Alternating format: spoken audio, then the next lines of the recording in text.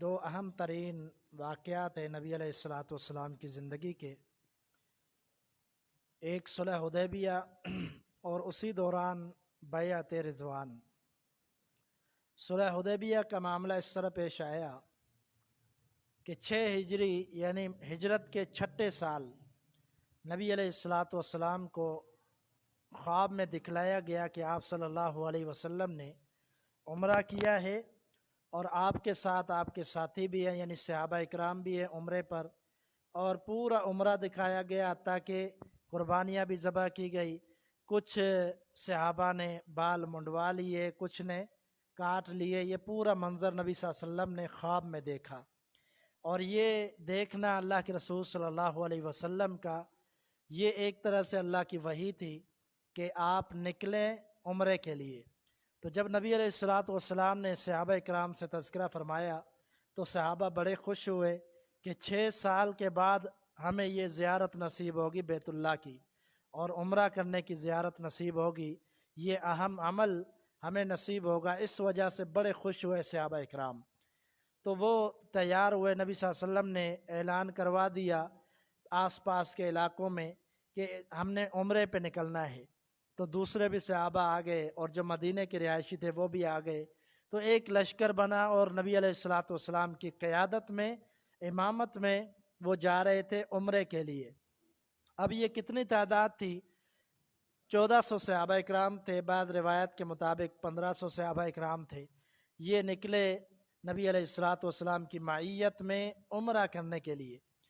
جاتے جاتے میں انشاءاللہ اس کو بھی اختصار کے ساتھ بیان کرنے کی کوشش کروں گا۔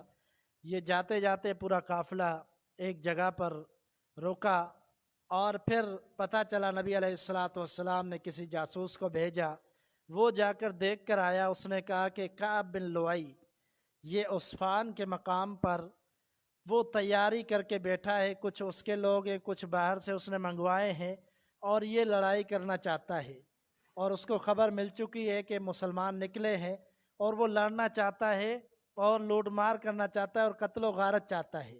یہ خبر نبی صلی اللہ علیہ وسلم تک پہنچی تو آپ علیہ الصلاۃ والسلام نے اپنا سفر جاری رکھا اور اللہ پر معاملے کو چھوڑ دیا۔ آگے جاتے جاتے ایک مقام ایسا آیا کہ جہاں پر آپ کی اونٹنی بیٹھ گئی، قصوہ نامی جو آپ کی اونٹنی تھی وہ بیٹھ گئی۔ تو صحابہ اکرام نے یہ سمجھا کہ اب اس کا کیا معاملہ ہوگا، وہ پریشان ہو گئے۔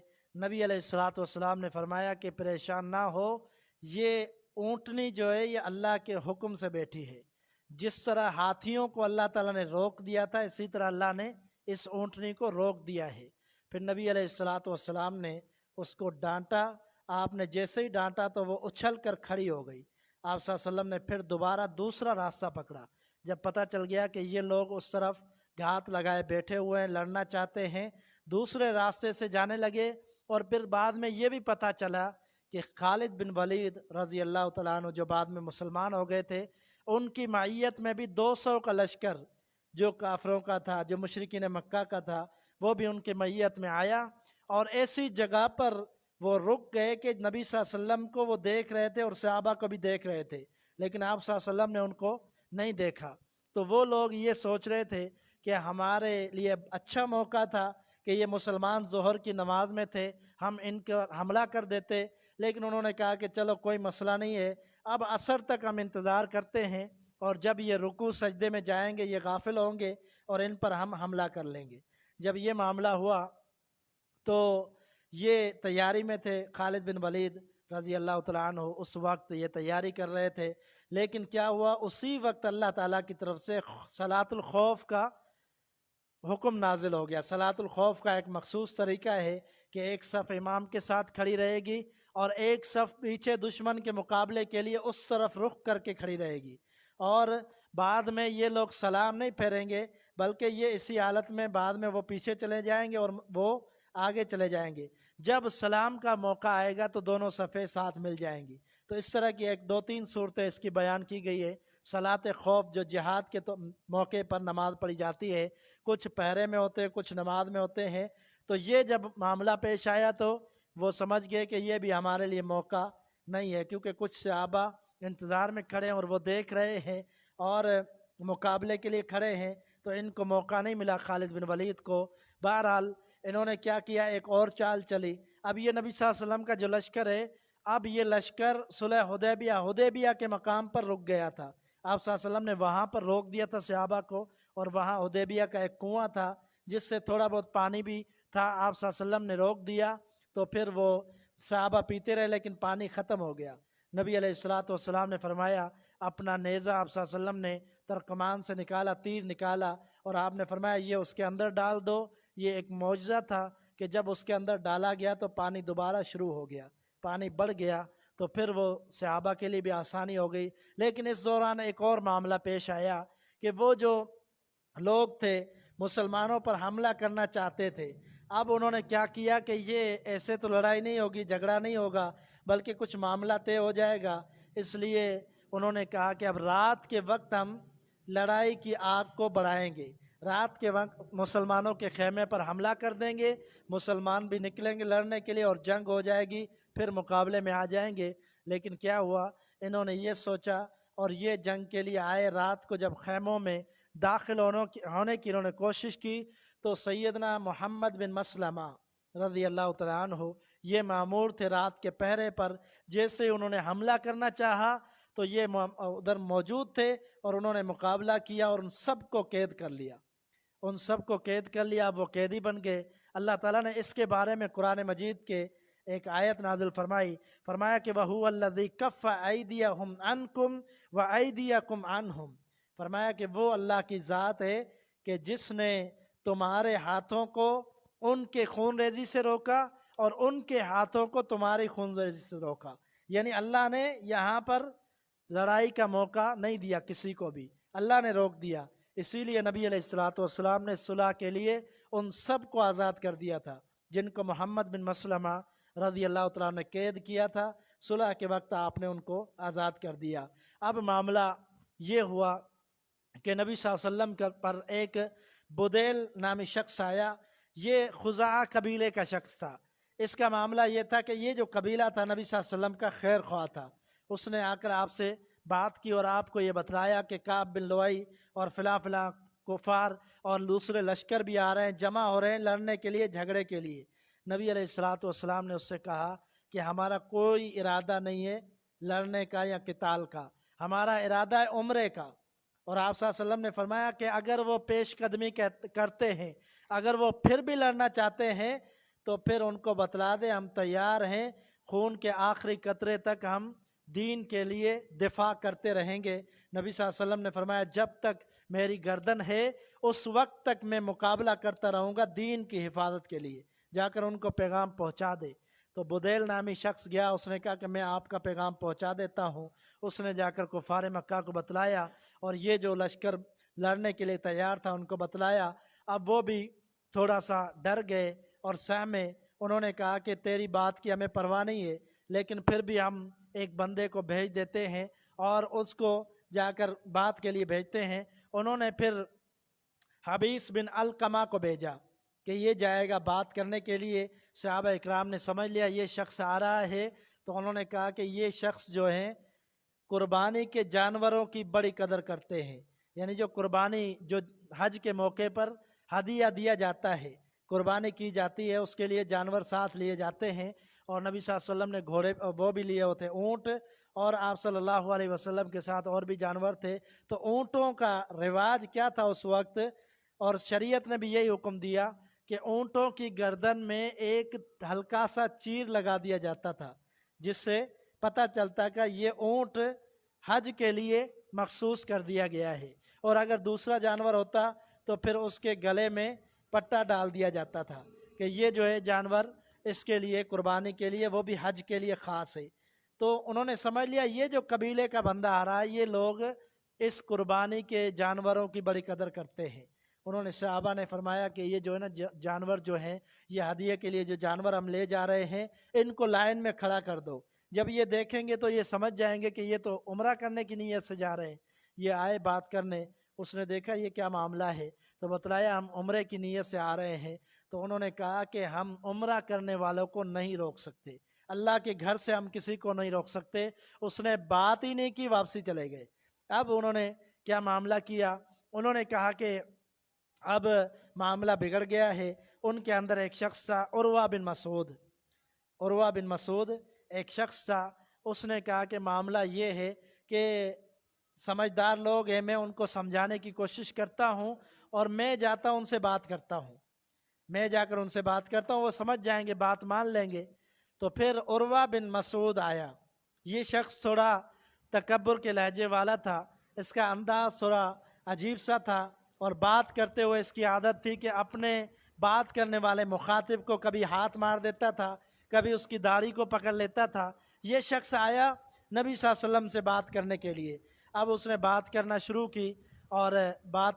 کی تو اس کی عادت تھی، اور اس نے کہا کہ نبی صلی اللہ علیہ وسلم سے یہ دھمکی دی۔ اس نے دھمکی کا یہ عالم تھا کہ اس نے کہا کہ اگر آپ لڑنا چاہتے ہیں کفار سے تو آپ کے ساتھ یہ جو لوگ موجود ہیں یہ بھاگنے میں دیر ہی نہیں کریں گے، یہ بھاگ جائیں گے آپ کا ساتھ چھوڑ کر۔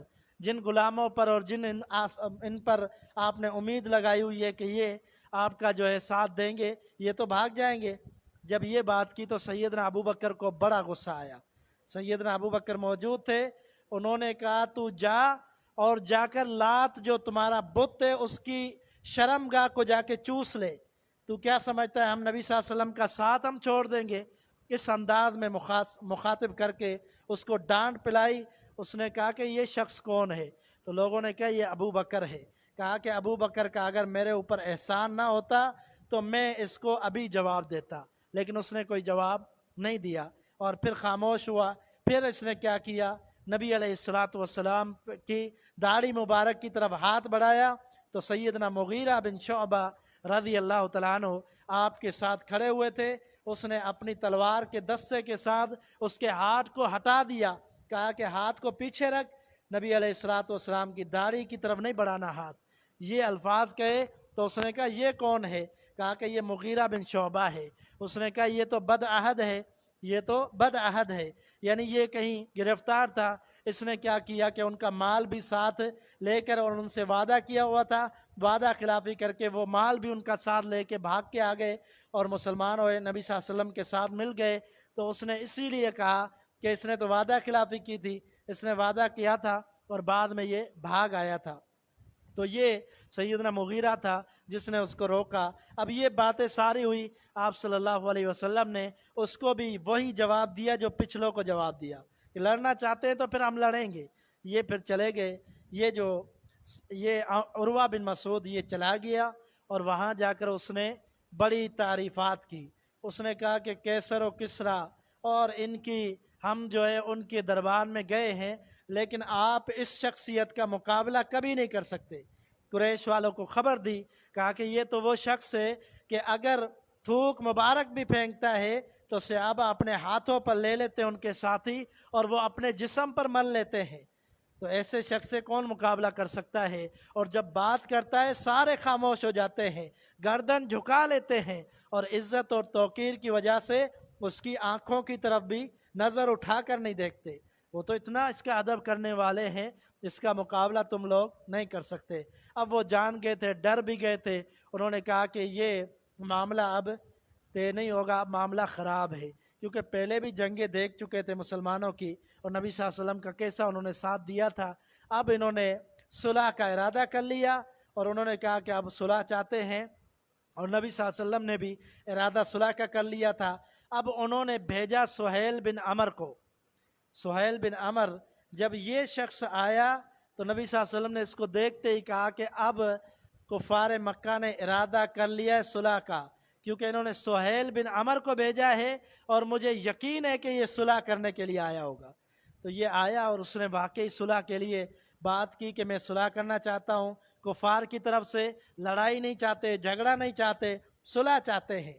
اب نبی صلی اللہ علیہ وسلم نے صلح نامہ طے کیا، سیدنا علی المرتضیٰ رضی اللہ تعالیٰ عنہ کو بٹھایا، وہ املا کرنے لگے، لکھنے لگے صلح نامے کی جو شرائط تھے۔ سب سے پہلے نبی صلی اللہ علیہ وسلم نے فرمایا کہ لکھو بسم اللہ الرحمن الرحیم۔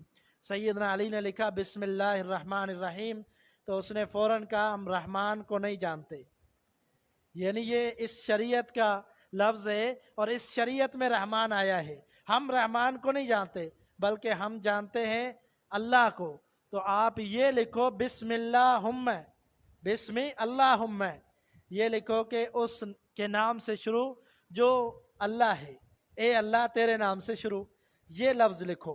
क्योंकि वो जानते, अल्लाह को तो मानते थे, उन्होंने कहा रहमान हम नहीं मानते।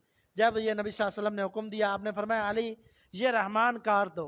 जब रहमान काट दिया गया, बात आगे शुरू हुई। नबी अलैहिस्सलातु वस्सलाम ने फरमाया कि आप लिखो कि मोहम्मद रसूलुल्लाह, मोहम्मद रसूलुल्लाह सल्लल्लाहु अलैहि वसल्लम की तरफ से ये सुलहनामा है। जब मोहम्मद रसूलुल्लाह लिखा तो उसने फिर एतराज़ किया, सुहेल बिन अमर ने, उसने कहा हम मोहम्मद को तो जानते हैं लेकिन रसूलुल्लाह को नहीं जानते। अगर रसूलुल्लाह को मानते जानते तो फिर लड़ाई किस चीज़ की थी, फिर कौन तुम्हें रोकता बैतुल्लाह से। हमने रोका इसलिए कि हम रसूलुल्लाह को नहीं मानते, इसलिए ये रसूलुल्लाह ख़त्म कर दिया जाए। नबी अलैहिस्सलातु वस्सलाम ने फरमाया कि अली ये रसूलुल्लाह काट दो, मोहम्मद बिन अब्दुल्लाह लिखो। लेकिन सैयदना अली ने ये इकरार ये नहीं माना। उसने कहा अल्लाह के रसूल मैं अपने हाथों से रसूलुल्लाह नहीं काट सकता, मैं इतनी जुर्रत नहीं रखता कि रसूलुल्लाह के नाम को काट दूं। आप अलैहिस्सलातु वस्सलाम ने फरमाया अली मुझे बतलाओ कि कहाँ लिखा हुआ है। जब सैयदना अली ने बतलाया तो आप अलैहिस्सलातु वस्सलाम ने खुद अपने हाथ मुबारक से वो रसूलुल्लाह काट दिया। क्योंकि सुलह का इरादा था, इसलिए आप सल्लल्लाहु अलैहि वसल्लम ने ये नाम फ़िलहाल काट दिया। तो बाद में सुलह की शराइत मुकर्रर हुई, इतने सख्त सुलह के कवानीन मुकर्रर हुए कि सहाबा सारे गमगीन हो गए, सारे परेशान हो गए कि हमारी इतनी बड़ी तादाद है, कि हम इतनी बड़ी तादाद के लोग हैं कि हम 1400 सहाबा हैं, नबी सल्लल्लाहु अलैहि वसल्लम भी साथ है, हम इनका मुकाबला कर सकते हैं, फिर हमें क्यों ऐसा मजबूर किया जा रहा है। परेशान हो गए, हत्ता कि सैयदना उमर वहाँ पर बोल पड़े कि हम कमज़ोर नहीं है, हमें इरादा ये है कि हमें लड़ना चाहिए इनसे। तो सैयदना अबू बकर ने सैयदना उमर को रोक लिया और कहा कि अबू बकर जो सुलह कर रहे हैं वो अल्लाह के पैगंबर हैं। ये कह कर उनको समझा दिया कि आप जज्बाती ना हो, अगर सुलह हो रही है इसके अंदर भी कोई अल्लाह की तरफ से हिकमत होगी। तो फिर इस तरह सहाबा इकराम ने बड़ी ही अपने ऊपर दबाव डाल के इसको सब्र के साथ माना और बर्दाश्त किया।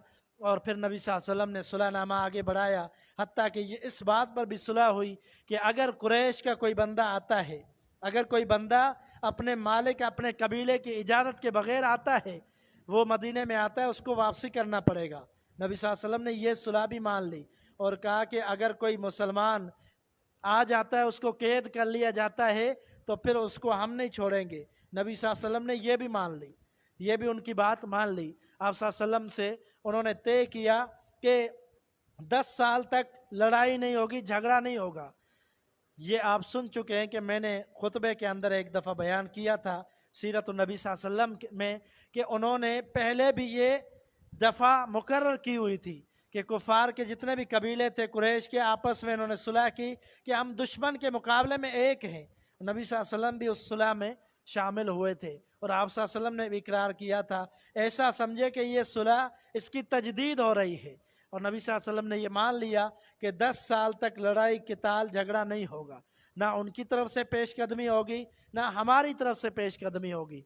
और फिर ये तय हुआ कि 3 साल के बाद उम्रा किया जाएगा और फिर 3 दिन इजाज़त होगी कि मुसलमान रह सकते हैं, वहाँ बैतुल्लाह में रह सकते हैं और उम्रा भी कर सकते हैं। 3 दिन की इजाज़त मिली, ये भी तय कर दिया गया। और फिर सुलहनामा तय हुआ और सुलहनामा करते हुए उसी दौरान अबू जंदल आया जो कि बेड़ियाँ लगी हुई थी उसके पाँव के अंदर, और ये सुहेल बिन अमर जो सुलह कर रहा था उसका बेटा था।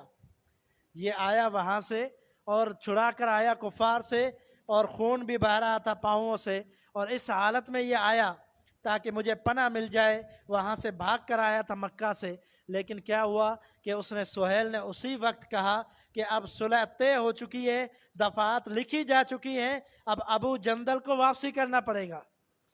तो नबी सल्लल्लाहु अलैहि वसल्लम ने फरमाया कि ये आ चुका है, इसको वापसी नहीं करना चाहिए और ये हमारे लिए छोड़ दें, अब कोई आएगा तो हम वापसी कर देंगे।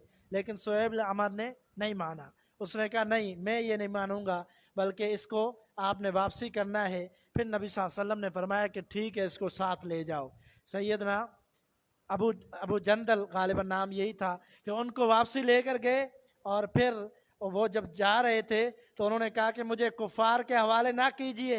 نبی صلی اللہ علیہ وسلم نے فرمایا کہ آپ صبر کریں۔ آپ صلی اللہ علیہ وسلم نے فرمایا صبر کریں، یہ کفار ہیں، ان کے ساتھ ہم نے صلح کی ہے اور جلد ہی آپ کو چھٹکارا مل جائے گا۔ سیدنا عمر فرماتے ہیں میں اچھل کر گیا ابو جندل کے قریب، ابو جندل کے قریب گیا، جیسے وہ جا رہا تھا اپنے والد کے ساتھ، میں بھی ساتھ لگا اور بار بار تلقین کر رہا تھا صبر کرو صبر کرو، اور میں کوشش کر رہا تھا کہ اپنی تلوار اس کے قریب کروں، اور قریب بھی کر رہا تھا تاکہ یہ ایک دم تلوار اٹھائے اور حملہ کرے، اپنے والد کا کام تمام کر دے۔ لیکن سیدنا عمر فرماتے ہیں اس نے اپنے والد کے بارے میں تھوڑا بخل سے کام لیا، یعنی اس نے اپنے والد کو قتل کرنا نہیں چاہا، اگر وہ قتل کر دیتا تو پھر وہ یہیں رک جاتا، لیکن سیدنا عمر فرماتے ہیں کہ انہوں نے یہ جسارت نہیں کی، اس کی وجہ سے بار بار تلقین کرتے رہے، ساتھ بھی چلتے رہے کہ صبر کرو صبر کرو، پھر وہ چلے گئے واپسی۔ تو یہ صلح طے ہوئی۔ نبی علیہ السلام نے سیدنا عثمان رضی اللہ تعالیٰ عنہ کو بھیجا تھا کہ جاؤ کیا حالات ہے، جا کر حالات کا جائزہ لے کر آؤ۔ اسی دوران نبی صلی اللہ علیہ وسلم نے ان کو بھیجا تھا، پہلے عمر رضی اللہ تعالیٰ عنہ کو، لیکن یہ معاملہ تھا کہ عمر رضی اللہ تعالیٰ عنہ کے زیادہ کنبہ قبیلہ وہاں موجود نہیں تھا، تو سیدنا عمر نے فرمایا کہ عثمان کا زیادہ وہاں خاندان ہے، آپ ان کو بھیجیں گے تو ان کا خیال کریں گے وہ۔ تو سیدنا عثمان کو نبی صلی اللہ علیہ وسلم نے بھیجا، تو وہ گئے اور وہاں جا کر جب انہوں نے بات کی تو انہوں نے کفار والوں نے اجازت دے دی، کہا کہ آپ عمرہ کر لیں، اکیلے عمرہ کر لیں، لیکن عثمان رضی اللہ تعالیٰ نے فرمایا کہ میں اکیلا نہیں کروں گا، بلکہ نبی صلی اللہ علیہ وسلم کو ساتھ لے کر آؤں گا، وہ بھی ساتھ عمرہ کریں گے۔ لیکن کیا ہوا کہ ایک افواہ پھیل گئی، افواہ یہ تھی کہ سیدنا عثمان کو قتل کر دیا گیا ہے۔ یہ جب افواہ پھیلی تو نبی صلی اللہ علیہ وسلم بڑے پریشان ہوئے، آپ صلی اللہ علیہ وسلم غمگین ہوئے، آپ نے فوراً صحابہ کو جمع کیا اور فرمایا کہ اب ہم پر قتال ضروری ہو گیا ہے، اب ہم نے جانا ہے اور عثمان کے خون کا بدلہ لینا ہے، انہوں نے عثمان کو قتل کر دیا ہے۔ یہ بات ہوئی تو نبی علیہ السلام نے صحابہ کو جمع کیا، اور یہ کہاں پر ہوا؟ یہ بیعت رضوان یہ کہا جاتا ہے، ایک درخت کے نیچے، لَقَدْ رَضِيَ اللَّهُ عَنِ الْمُؤْمِنِينَ اِذْ يُبَايِعُونَكَ تَحْتَ الشَّجَرَةِ، اللہ تعالیٰ نے فرمایا کہ اللہ ان سب سے راضی ہو گیا جنہوں نے آپ کے ساتھ عثمان کا بدلہ لینے کے لیے بیعت کی تھی کہ ہم عثمان کا بدلہ لیے بغیر واپسی نہیں جائیں گے، ان سے اللہ راضی ہو گیا۔ اور پھر نبی صلی اللہ علیہ وسلم نے جب بیعت لی تھی وہ ایک درخت کے نیچے، سیدنا معقل بن یسار رضی اللہ تعالیٰ عنہ، وہ درخت کی جو ٹہنیاں تھی وہ نیچے لٹکی ہوئی تھی، نبی صلی اللہ علیہ وسلم کے ہاتھوں پر پڑ رہی تھی، آپ کے جسم پر پڑ رہی تھی، انہوں نے ان ٹہنیوں کو اٹھایا ہوا تھا، اور نبی صلی اللہ علیہ وسلم اس کے نیچے درخت کے نیچے کھڑے تھے۔ صحابہ اکرام آئے، انہوں نے بیعت کی، کسی صحابی نے 2 مرتبہ بیعت کی، کسی نے 3 مرتبہ بیعت کی کہ ہم یہ پکا عہد کرتے ہیں کہ عثمان کا بدلہ لیے بغیر نہیں جائیں گے۔ نبی علیہ السلام نے آخر میں اپنا ہاتھ مبارک رکھا ہاتھوں کے اوپر، آپ نے فرمایا یہ عثمان کی طرف سے ہے، یعنی یہ سمجھے کہ عثمان بھی اس جہاد کے اندر شامل ہوا۔ تو نبی صلی اللہ علیہ وسلم نے یہ بیعت لی تھی، لیکن پھر پتہ چلا کہ سیدنا عثمان رضی اللہ تعالیٰ عنہ زندہ ہیں، ان پر کوئی حملہ نہیں ہوا، وہ قتل نہیں ہوئے، لیکن اللہ تعالیٰ نے صحابہ کی نیت کو دیکھ کر قرآن مجید میں آیت نازل کر دی کہ اللہ ان سب سے راضی ہو گیا جنہوں نے اس موقع پر اللہ کے رسول صلی اللہ علیہ وسلم سے عہد کیا کہ ہم جہاد کریں گے۔ تو یہ بیعت رضوان اور صلح حدیبیہ کا واقعہ تھا، ایک طویل واقعہ ہے، اگر پڑھا جائے سیرت کی کتاب میں آپ پڑھیں گے تو اور بھی بہت ساری باتیں آپ کو ملیں گی۔ تو یہ وہ واقعہ ہے کہ جس صلح کی وجہ سے فتح مکہ ہوا، اور اسی صلح کی وجہ سے خیبر کے اندر مسلمانوں کو فتح ہوئی۔ اس کے اندر یہ طے ہوا تھا کہ ان کے خلاف وہ نہیں نکلیں گے اور یہ ان کے خلاف نہیں نکلیں گے۔ تو جب یہ معاملہ طے ہوا تو خیبر کا معاملہ ہوا، خیبر میں یہودیوں سے جب جہاد ہوا تو اس وقت کفار نے ان کا ساتھ نہیں دیا کیونکہ صلح طے ہو چکی تھی، اور مکہ کا جو معاملہ ہوا اس وقت یہ معاملہ ہوا، کچھ شکایتیں آئی تھی مدینہ میں کہ لوگوں پر، مسلمانوں پر انہوں نے کچھ ظلم کیا تھا، جس کی شکایتیں مدینہ میں پہنچی، اور نبی صلی اللہ علیہ وسلم نے تیاری پکڑی۔ آپ نے فرمایا کہ اب انہوں نے خود صلح کو توڑ دیا ہے، اب ہم نے جا کر ان سے جہاد کرنا ہے۔ تو پھر یہ فتح مکہ ہوئی تو اللہ تعالیٰ نے اسی صلح کو فرمایا इन्ना फ़तहना लक फ़तहम मुबीना, फरमाया कि हमने आपको खुली फ़तह अता कर दी, यानी ये जो सुलह है इसी के सबब आपको फ़तह मक्का होगी। और सैयदना उस्मान को जब भेजा था नबी सल्लल्लाहु अलैहि वसल्लम ने, आपने फरमाया मक्का वाली औरतों को और मुसलमानों को वहाँ खबर दे देना। क्या खबर देना? खबर जाकर दे देना अब मुसलमान अन करीब बैतुल्लाह में आने वाले हैं और मुसलमान अन करीब मक्का को फतह करने वाले हैं और मक्के वाले मगलूब होंगे। ये खबर भी उनको पहुंचा दी गई थी। तो ये एक इशारा था फ़तह मक्का की तरफ सुलह हुदैबिया का।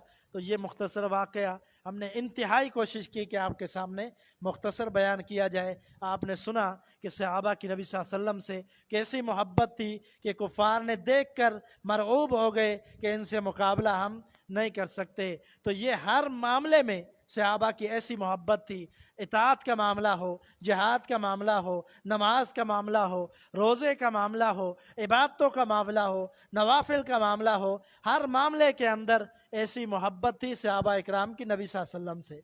तो हमें भी उनके नक्श कदम पर चलना चाहिए, हर तरह से सहाबा इकराम की सीरत को पढ़ना चाहिए कि जिस तरह उन्होंने नबी सल्लल्लाहु अलैहि वसल्लम की पैरवी की, आपकी इताअत की, हमें भी उसी तरह अल्लाह के रसूल सल्लल्लाहु अलैहि वसल्लम की पैरवी इताअत करनी चाहिए। जिस तरह उन्होंने जानें भी पेश कर दी, नबी सल्लल्लाहु अलैहि वसल्लम के साथ लड़ने के लिए तैयार हो गए, हम भी आज अपने आप को अल्लाह के दीन के लिए वक़फ़ कर लें। दीन के मामले में हमें अपनी जान की परवाह नहीं होनी चाहिए। तो ये मुख्तसरन बात थी। अब ये बात है कि एक ऐलान है जो 29 रात के हवाले से है। तो साथियों से गुजारिश है कि उस 29 रात को इंशाल्लाह हमारा अम्मा पारा भी मुकम्मल होगा और हो सकता है अल्लाह ने चाहा तो ये आखिरी 29 की रात ही होगी। और ये भी बात है कि 30वां रोज़ा हो ना हो, ये आखिरी रात रमज़ान की हो सकती है। इसलिए साथियों से गुजारिश है मस्जिद के मामलात के हवाले से और दीगर भी बहुत सारे इस रात को अखराजात तय करने होते हैं, आखिरी रात होती है तो वज़ाइफ का मामला भी होता है। तो साथ ही इस हवाले से ताउन भी करें और साथ में आएँ और आखिरी रात को इंशाल्लाह तरावी भी सुने और तरावी में शिरकत करें। और इंशाल्लाह दूसरी जो बातें हैं इस हवाले से हम इंशाल्लाह कल आपके सामने इंशाल्लाह खुतबे में कुछ अर्ज़ करेंगे कि तौबा इस्तिग़फ़ार के हवाले से। तो साथ ही खुतबे के अंदर भी शिरकत करें। अल्लाह ताला से दुआ है कि अल्लाह ताला किताब और सुन्नत के मुताबिक हक़ सच समझने की और उसके मुताबिक ज़िंदगी बसर करने की तौफ़ीक़ अता फ़रमाए। व आखिर दावा अनिल हम्दुलिल्लाहि रब्बिल आलमीन।